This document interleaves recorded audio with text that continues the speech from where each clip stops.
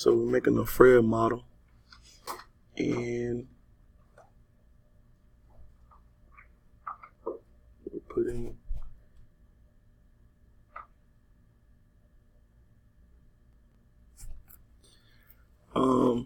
nth root of a is equal to a raised to the 1 over n power.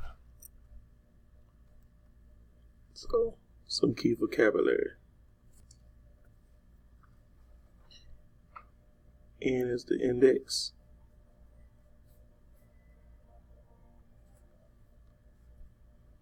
And a is the radicand.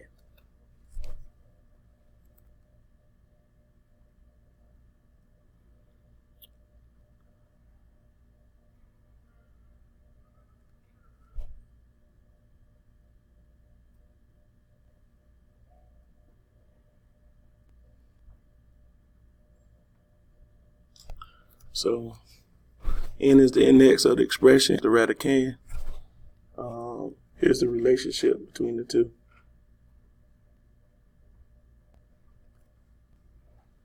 If you have a radical with an index of n and a radicand as raised to a power, it is equal the radicand raised to the m over n power. Notice that the index is the denominator in the rational expression. So the connection between radicals and rational expressions is this. The index is the denominator with the radical removed of the radicand raised to the m over n power. An example of that would be the cube root of 5 raised to the 6th power is equal to 5 raised to the 6th divided by 3, which is equivalent to 5 or 25. There's two main properties that we focus on radicals, and that's the product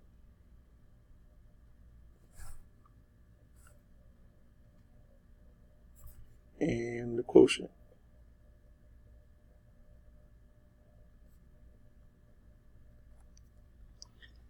The product property states that the index, whatever the index is, it could be the third root, the fourth root of a product,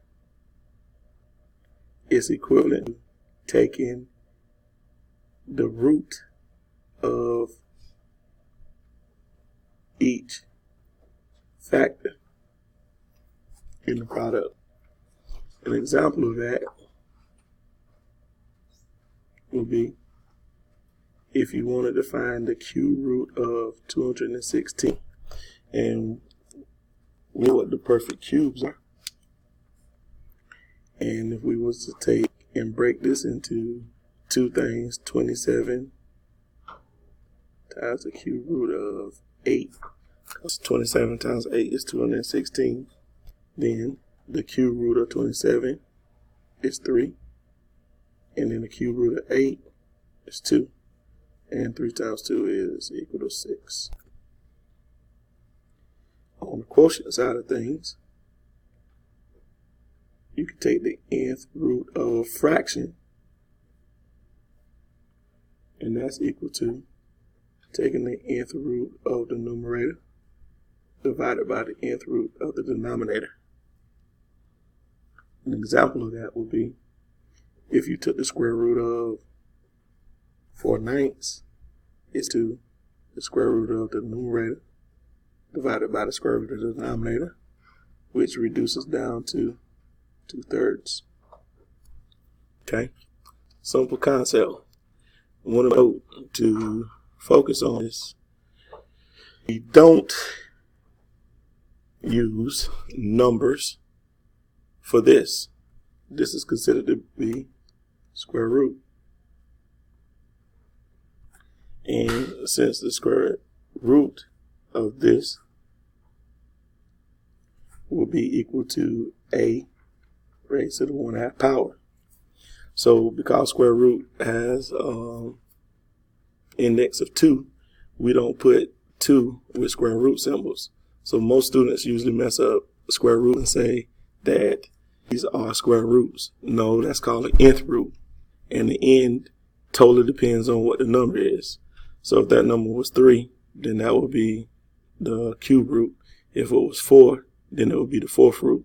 The only 2 things that we have names for is cube root. Now, anything after that is considered the 4th root, the 5th root, so forth and so on. Alright, so I'm back.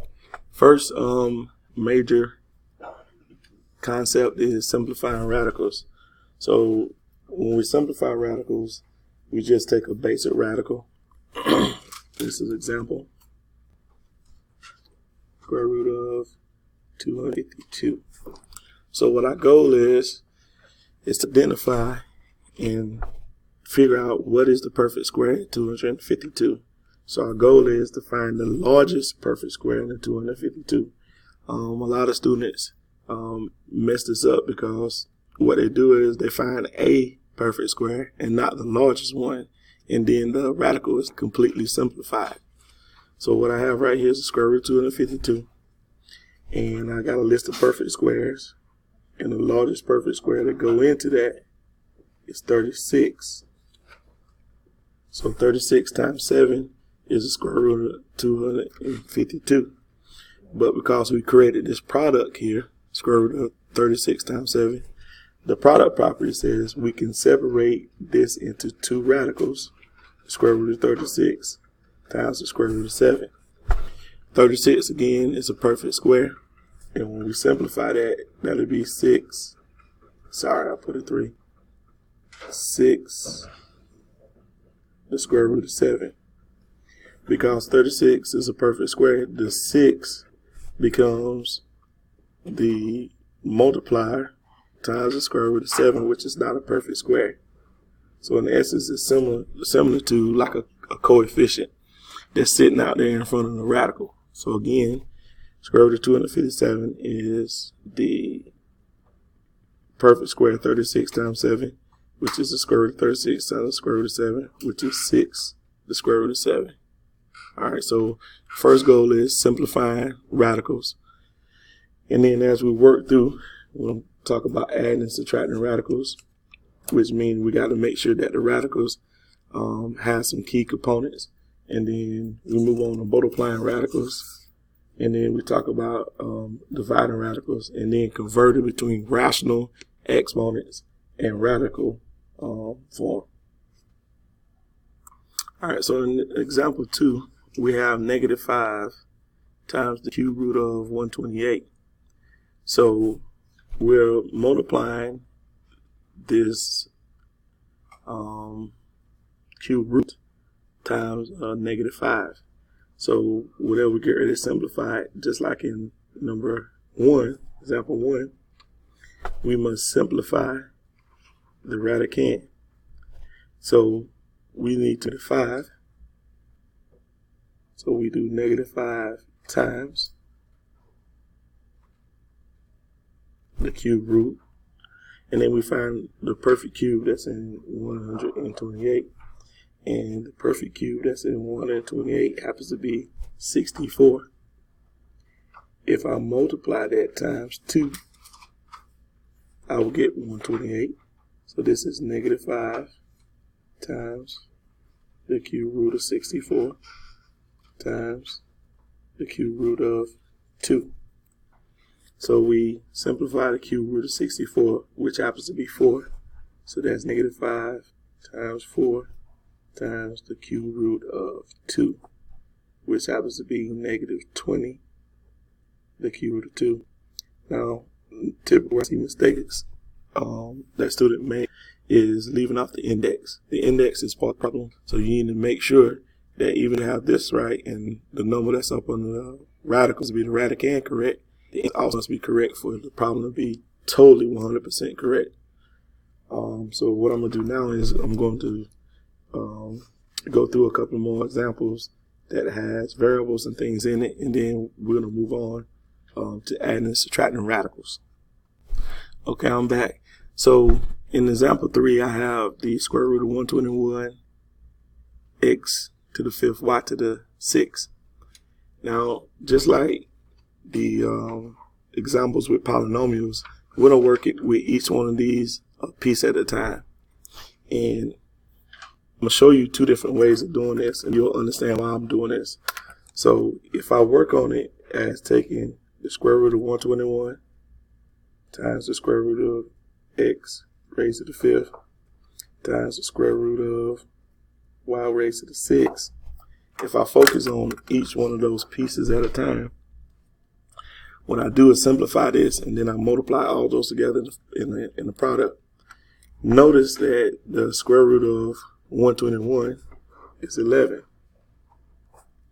Now, if you go back up here to the top and pay attention to the relationship with the index and the exponent on your variables in your radicand, the exponent on your radicand is the numerator and the index is always the denominator.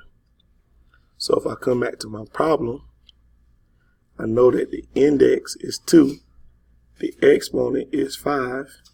So if I get in here and divide each one of the exponents by the index, what I will notice is this, that 2 goes into 5 2 times.